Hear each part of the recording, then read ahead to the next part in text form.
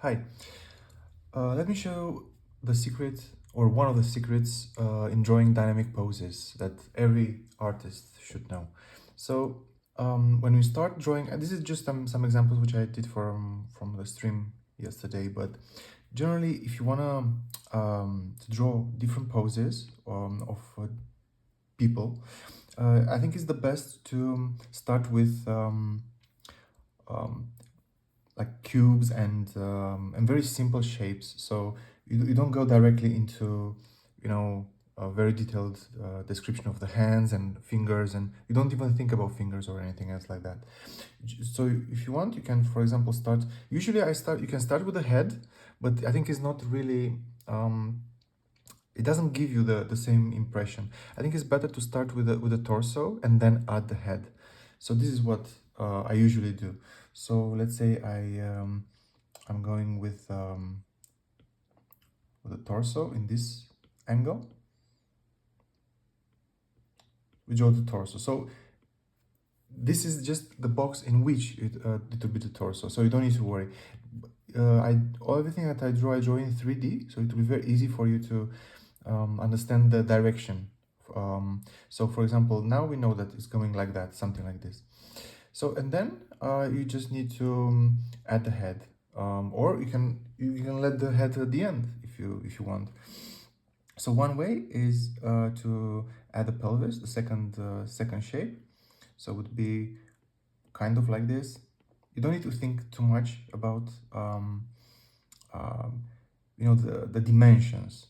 We just care about the orientation. This is the most important for now, because the dimensions you can adjust later, but if the orientation is wrong, then everything would just fail.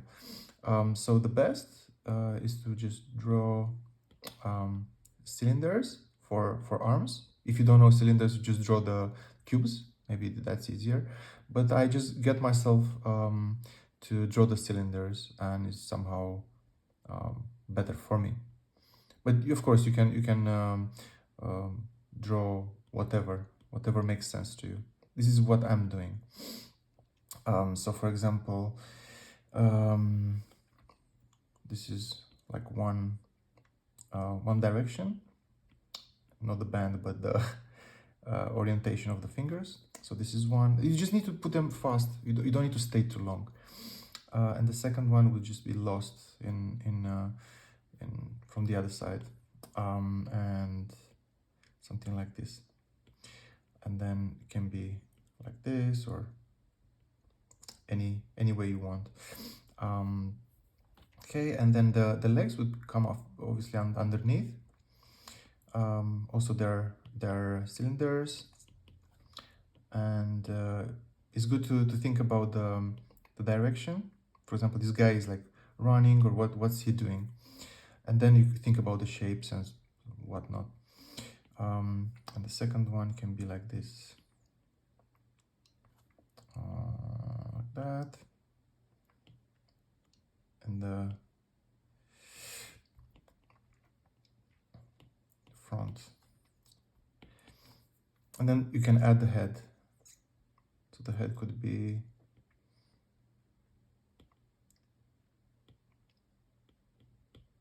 like this, or bigger, of course, because you wanna be proportional. Okay, so let's say that we did this guy first, and you can see, for example, what the issues are and try to correct them. And so this is like, you need to draw them fast. It's just a sketch, you don't need to think about the sizes yet or something. It just needs to look that like something that would exist in reality, so that's why you can correct it as many times as you want, as long as it makes sense to you at the end. That's the most important, because if it makes sense to you, it's very possible that it will look good to others. Usually we have very high standards for ourselves, and you know um, it's good to listen to yourself when drawing. Okay, so we did one guy here. in this side one. Then let's make, let's say it's like touching some box or whatnot.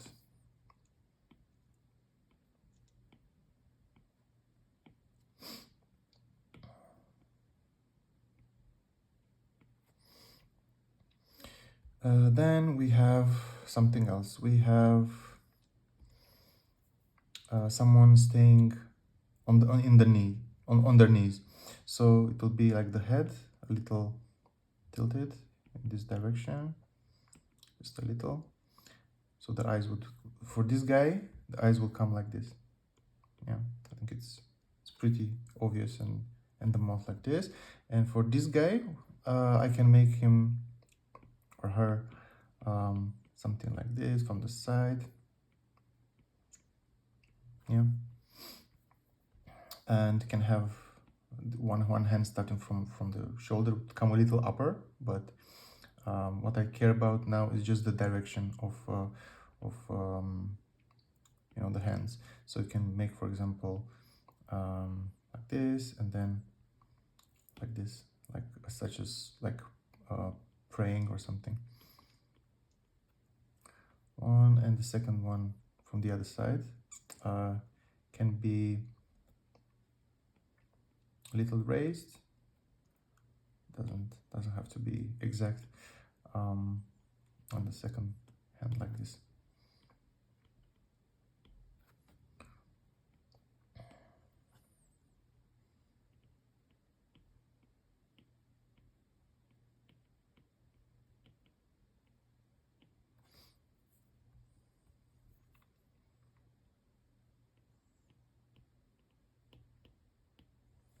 Okay, so this is one leg, which is like on the knees, and the second one will be underneath, something like this. Yeah, and like something more or less like that. And for the second one would come also underneath like this, and maybe like that. We just need fast sketches, and then you can add on top, you know, million things. You don't need to worry about it. You just need to put this guy here, and you can, let's say that we want, there is another person here, like a child, putting hand on the father, let's say. So that also looks in that direction, and it's like smaller, so it's you should make it a bit like a child. Then the torso would be kind of like this, and maybe one hand could be like this. Yeah, maybe smaller, and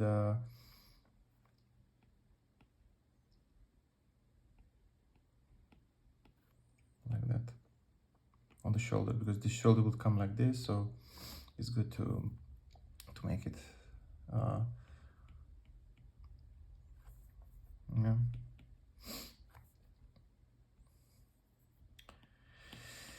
Okay, then the legs would come obviously like this, and like this. And I think in this case, maybe I realized that I made a mistake. I put the kid way too small, so it's better that I saw it. So it will be kind of like this, and the hand would not come in this angle, but it will look a little more natural, and it would come like down, such as this, half, and then raise the second one, would come like this. Yeah, and the arm would come to shoulder like that. And the leg, yeah, it's obvious, it's a bit funky.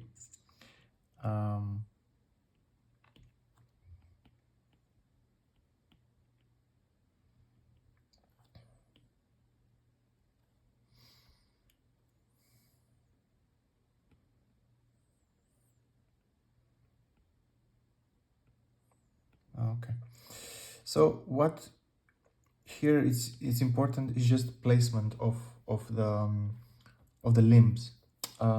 So you can make, for example, this is a child. You know that it's a child because it's obvious. It's very small compared to this person, which is on their knees.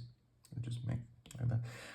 And also like the size of the head, the size of the limbs, and of the torso, it's also like smaller. So it's pretty obvious that it's like a child here. So it's good to make all these kind of distinctions. And one important thing is that um, the dynamic poses, what they mean is that the body is not straight. So it's never straight.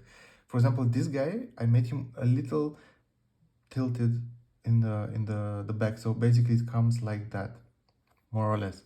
It's not really straight. The head is beyond the weight here. So if to imagine a line through the body, would come from the feet, then to the pelvis, and then would come around here. But in our case, it's a little like backwards. So you can make all kinds of stuff like that. You can make, for example, one person on one knee, something like this, with one leg just, or you can make like a person just walking or staying on a bench, or you know stretching, and then from top this guy just made him straight, but you don't have to. The idea is never make them straight. So if I'll go to the other some other example, look at these guys. So obviously here is like staying on on the corner of the page.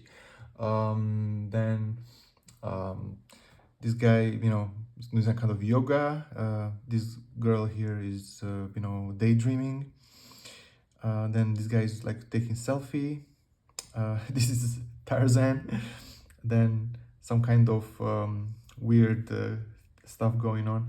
Here is like this guy just wondering what's happening, and these two guys praying and grabbing the leg, drawing a person, driving a car. And they're all, I mean, you understand what's going on. You don't need really explanation. You know what's going on because it's there. The shape of the movement, everything is described by the limbs, by the skeleton. Even this guy. So it's pretty easy to understand. So always, like, if you look at all these guys, it is never someone straight. Always the limbs are in different angles. This is how you show movement, like a ballerina or something. And you can do, for example, you can work with foreshortening if the limbs are towards the camera, or in going in the opposite direction. And you don't need to worry too much. You see, for example, all their heads are totally different. Look at this guy's head and look at this guy's head. They are more or less like cubish, but this is just the initial sketch. So after you got that down, after that thing makes sense, then it's very easy to modify them, because you already have the placement. You just need to diminish the opacity and try to work with already what you got with the framework. This is like 50% done, and then you can just make it better the second pass, and then the third pass is just coloring, and if you want to go that direction, but it's not really necessary for dancing, for animations or something. So also when you animate, is the best to just draw these mannequins and animate the mannequin, and then after you have the movement very explicitly done and everything the flow is correct, then it's very easy to just go second pass, and just basically it's just fun. That after that it's just fun. You don't need to worry about the geometry if it's placed correctly. So this is the video for today, and I hope you enjoyed it. I have more of this kind of videos, and I will just do more figure drawing, because I think this is one of the hardest things, which I also like trying to get better at. And yeah, if you enjoyed, please subscribe and or leave a comment, and I will know if I have to change something or everything is it's understood. So see you and talk to you later. Bye.